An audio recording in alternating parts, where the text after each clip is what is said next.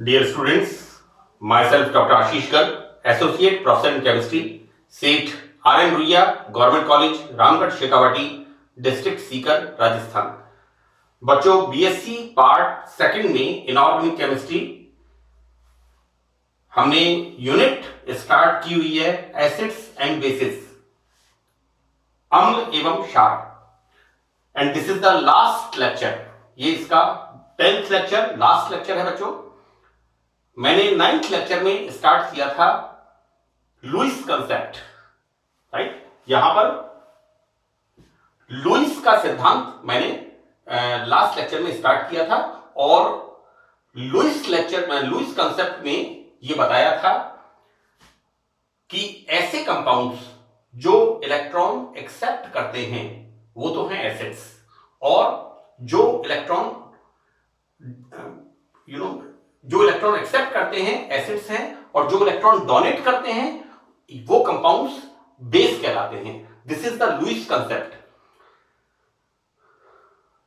बच्चों Lewis concept में मैंने कुछ एग्जांपल 9th पार्ट के बिगिनिंग में मैंने बताए थे, जब मैंने लुईस कंसेप्ट स्टार्ट किया था। इस तरफ 9th पार्ट में स्टार्ट किया था और हमने लुईस कंसेप्ट में लुईस एसिड्स को 3 पार्ट्स में डिवाइड किया था, राइट। बच्चों फर्स्ट पार्ट इसके अंदर है कैटायंस। इसको मैंने 9th पार्ट में एक्सप्लेन किया था। जैसा मैंने बताया कि कैटायंस इलेक्ट्रॉन डेफिशिएंट होते हैं, इसलिए इनमें इलेक्ट्रॉन लेने की प्रवृत्ति होती है, राइट। इसलिए सभी कैटायंस लुईस एसिड्स होते हैं। तो ये फर्स्ट कैटेगरी, और इस कैटेगरी को मैंने पार्ट 9 में स्टार्ट किया था। ये मैं आपको बच्चों यहां पर लिखा है part 9 continue, right. Now second point कि लुईस एसिड्स में हमने देखा कि फर्स्ट पहला प्रकार, पहली कैटेगरी कैटायंस के बारे में बात की थी, और जैसा मैंने आपको बताया कि लुईस कंसेप्ट के अंदर जो इलेक्ट्रॉन एक्सेप्ट करते हैं, जिनमें इलेक्ट्रॉन्स कम होते हैं, इलेक्ट्रॉन न्यून होते हैं, उन्हें लुईस एसिड्स कहा है लुईस ने, और जो इलेक्ट्रॉन डोनेट करते हैं उन्हें लुईस बेसिस कहा है। हम देखते हैं बच्चों सेकंड पार्ट में यहां पर इलेक्ट्रॉन न्यून या रिक्त डी कक्षक युक्त यौगिक, राइट। मैंने इससे पहले एक एग्जांपल दिया था FeCl3 हम यूज करते हैं as a electron deficient compound, we use as a catalyst in the Friedel Craft reaction, right. यहां पर देखो बेटा कि इलेक्ट्रॉन न्यून यौगिक तथा ऐसे यौगिक जिनमें सेंट्रल मेटल एटम आवश्यकता अनुसार अपने वैलेंस शेल का एक्सपेंशन विस्तार कर सकते होते हैं और उनमें इलेक्ट्रॉन ग्रहण करने की क्षमता रखते हैं। बच्चों कॉमनली हम 13th ग्रुप जिसमें बोरोन आता है, एल्यूमिनियम आता है, इनकी बात हम करते हैं as a electron deficient compound. यहां पर हम बात कर रहे हैं ट्रांजिशन मेटल्स की, और यहां लिखा है बच्चों एम्प्टी डी ऑर्बिटल्स। तो डी ऑर्बिटल्स का नाम आते ही बात होती है संक्रमण धातु यौगिक, ट्रांजिशन मेटल कंपाउंड्स की बात हम करते हैं। यहां पर देखो बेटा AlF3, जैसे मैंने आपको बताया एल्यूमिनियम 13th ग्रुप का एलिमेंट है, 3rd पीरियड के अंदर एल्यूमिनियम 3rd पीरियड में 13th ग्रुप का एलिमेंट है। और हम देखते हैं AlF3, यहां पर एल्यूमिनियम के ऑक्टेट में 6 इलेक्ट्रॉन होते हैं, so these are called electron deficient compounds. यहां पर जब इसकी रिएक्शन हम कराते हैं फ्लोराइड के साथ एट हाई टेम्परेचर, मैंने इस रिएक्शन को पहले भी बताया है जब लुईस कंसेप्ट स्टार्ट किया था, लेकिन यहां पर बताना इसलिए जरूरी है क्योंकि यहां पर हमने इनको 3 भागों में, लुईस एसिड्स को 3 पार्ट्स में डिवाइड किया है, राइट। तो बच्चों पहला हम देखते हैं यहां पर, पहला कैटायंस दूसरा इलेक्ट्रॉन न्यून या रिक्त डी कक्षित युक्त यौगिक। इसमें पहला एग्जांपल है AlF3, 3 फ्लोराइड के साथ रिएक्शन करता है और फॉर्मेशन होता है AlF6, राइट। और यहां पर बच्चों 3- charge. BF3, boron, again second period में 13th ग्रुप का पहला element boron. BF3 react with fluorine and formation of BF4. Boron tetrafluoride is negative charge. Now, antimony trifluoride when react with 2 fluorine and formation of antimony pentafluoride. So again we got a Sankul yaugic. Now next complex compound. Now यहां पर बच्चों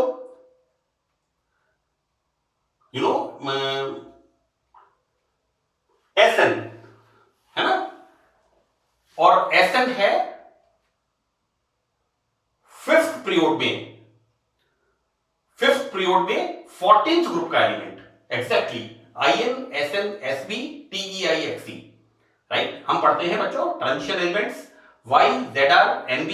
संक्रमण तत्व दूसरी संक्रमण श्रेणी atomic number 39 से 48 तक Y ZR NB MO TC RU RH PD AG CD 48 cadmium. उसके बाद हम पढ़ते हैं indium, then antimony IN SNO, it's not 14th group element, this is IN SN SB, this is the 15th group element। मैं इसको correct कर रहा हूं, antimony is the 15th group element, right. 5th period का 5वें आवर्त का 15th group का एलिमेंट है antimony. This is IN SN SB, right. यहां पर एंड देन SN क्या है यहां पर बच्चों, 5th पीरियड का 14th ग्रुप का एलिमेंट। तो बच्चों यहां पर SnCl4, राइट। यहां पर हम ऑक्सीडेशन स्टेट पढ़ते हैं stannous and stannic, right, SN2+ and SN4+। यहां पर बच्चों this SnCl4 when react with 2Cl- and formation of SnCl6 2-, right. तो बच्चों यहां पर इस तरह से हम देखते हैं कि किस तरह से यहां पर टिन एंटीमनी यहां पर या तो है एक, पहली देखो बच्चों, पहली कैटेगरी है इलेक्ट्रॉन न्यून। यहां पर एल्यूमिनियम और बोरोन इनका ऑक्टेट कंप्लीट नहीं होता, राइट। यहां पर इनके वैलेंस शेल में 6 इलेक्ट्रॉन्स होते हैं और इनको हम कहते हैं इलेक्ट्रॉन डेफिशिएंट कंपाउंड्स। और दूसरा इसमें है या एम्प्टी डी ऑर्बिटल्स युक्त यौगिक, ऐसे यौगिक जिनमें डी कक्षक रिक्त होते हैं। मैंने इसका एग्जांपल दिया है एंटीमनी ट्राइफ्लोराइड और टिन टेट्राक्लोराइड। इस तरह से यहां पर बच्चों डी कक्षकों में इलेक्ट्रॉन लेकर के ये एसिडिक नेचर शो करते हैं। नाउ थर्ड पॉइंट, ऐसे कंपाउंड्स जिनमें मल्टीपल बॉन्ड्स होते हैं, जैसे मैंने आगे लिखा है कार्बन डाइऑक्साइड CO2, मैंने स्ट्रक्चर बनाया है, इलेक्ट्रॉन्स की पोजीशन को उसमें हमने शो किया है। And the second example sulphur dioxide. तो बेटा यहां पर CO2 carbon dioxide, sulphur dioxide SO2, sulphur trioxide आदि अणुओं में ऑक्सीजन की इलेक्ट्रॉन नेगेटिविटी सल्फर या कार्बन से, ऑब्वियसली यहां पर दोनों के अंदर हम देखेंगे कार्बन से, और बच्चों electron negativity of oxygen carbon is 2.0, right. यहां पर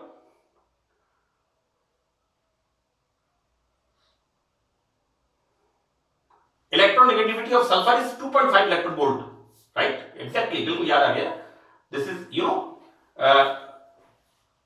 and electron negativity sulphur 2.5 electron volt, carbon 2.0 electron volt, oxygen 3.5 electron volt. तो यहां पर हम देखते क्या है कि सल्फर या कार्बन से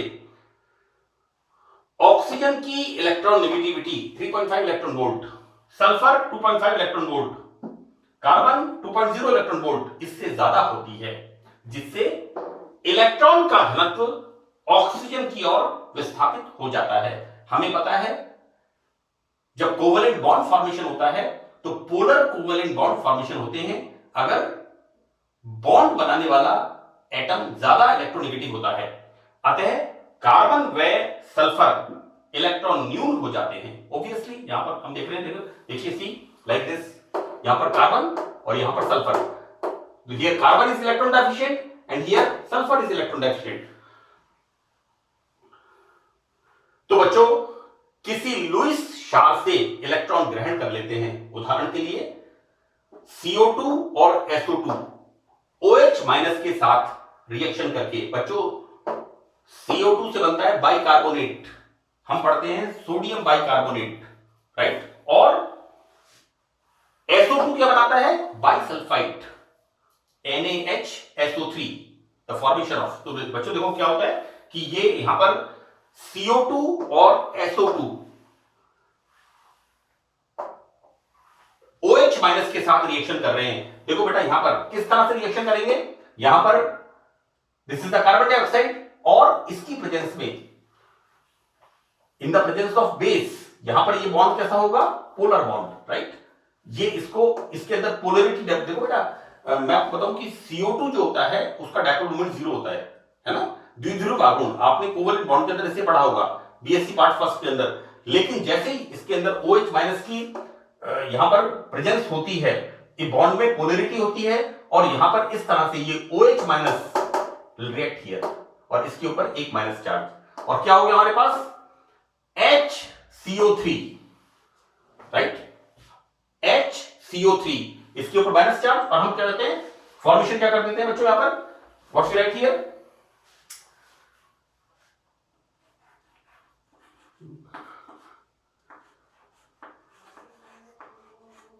like this formation, this is sodium bicarbonate. इसी तरह से बच्चों यहां पर SO2, right, in the presence of base, तो यहां पर इस तरह से सल्फर इलेक्ट्रॉन डेफिशिएंट होगा and formation of HSO3 minus bisulphide. आगे देखिए बच्चों हम क्या देखते हैं कि ये तो बात की हमने लुईस एसिड्स की, राइट, और लुईस एसिड्स को हमने यहां पर तीन कैटेगरी में, तीन पार्ट्स में, तीन भागों में इसको डिवाइड किया। पहला कैटायन, दूसरा इलेक्ट्रॉन न्यून, ये वाले, राइट, 13th ग्रुप के एलिमेंट, और एम्प्टी डी ऑर्बिटल युक्त यौगिक, और तीसरा हमने इसमें कहा ऐसे कंपाउंड्स जिनके अंदर मल्टीपल बॉन्ड्स होते हैं, वो बेस के साथ किस तरह से रिएक्शन करते हैं। अब देखिए हम बात करेंगे यहां पर लुईस बेसिस की। तो लुईस बेसिस को भी यहां पर तीन कैटेगरी में डिवाइड करते हैं, राइट। देखो बेटा पहला यहां पर है ऋणायन। ऋणायन के पास इलेक्ट्रॉन्स की प्रचुरता होती है। Electron rich species is the anion. तो यहां पर बच्चों ऋणायन पर अधिक इलेक्ट्रॉन होने के कारण ये इलेक्ट्रॉन दाता का कार्य करते हैं, इलेक्ट्रॉन देने का काम करते हैं, राइट। तो बच्चों जो इलेक्ट्रॉन दे रहा है लुईस कंसेप्ट में वो होगा बेस। सेकंड कैटेगरी में ऐसे ग्रुप्स या ऐसे अणु या ऐसे मॉलिक्यूल्स जिनमें लोन पेयर ऑफ इलेक्ट्रॉन्स होते हैं, एकल इलेक्ट्रॉन युग्म युक्त अणु जिनमें लोन पेयर ऑफ इलेक्ट्रॉन्स होते हैं। तो बच्चों यहां पर हम देखते हैं जैसे H2O, यहां पर ऑक्सीजन के पास दो लोन पेयर ऑफ इलेक्ट्रॉन है। एल्कोहल, यहां पर भी ऑक्सीजन के पास दो लोन पेयर ऑफ इलेक्ट्रॉन है। Ether, right, this is the RO R-C,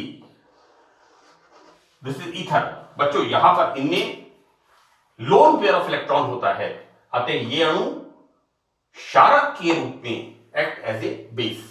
ये लुईस का सेकंड, लुईस ने बेसिस की कैटेगरी में, ये सेकंड कैटेगरी हो गई।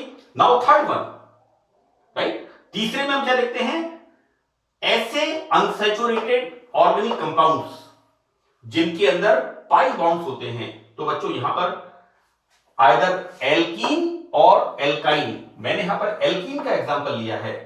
इनके अंदर जो लूज पाई इलेक्ट्रॉन्स होते हैं ये मेटल को देकर के they will form A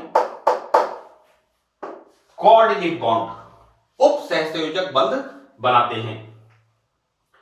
so this is the another example. Now the second one, यहां पर बच्चों देखिए बेंजीन, हम बेंजीन का स्ट्रक्चर किस तरह से लिखते हैं, इस तरह से,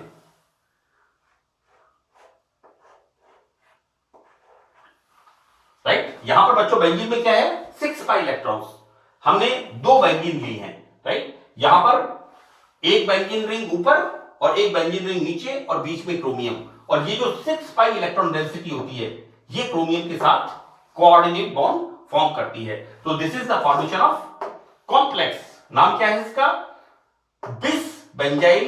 बच्चों ऑर्गेनिक लिगेंड है इसलिए हम बिस बोलेंगे, तो this is the bis benzyl chromium, right.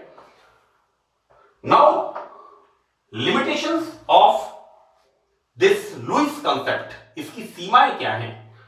बच्चों मैंने यहां पर जो 2 प्रमुख लिमिटेशंस हैं आपके सिलेबस के हिसाब से, मैं आपको एक बात बता दूं कि मैंने, चाहे वो आरएनएस का कंसेप्ट हो, चाहे वो ब्रॉन्स्टेड एंड लॉरी का कंसेप्ट हो, उसके बाद हमने पढ़ा था Lux Flood concept for the acid and bases, right. And the third one is the विलायक तंत्र solvent system concept, fourth one, and the fifth one is the Lewis concept. बच्चों मैंने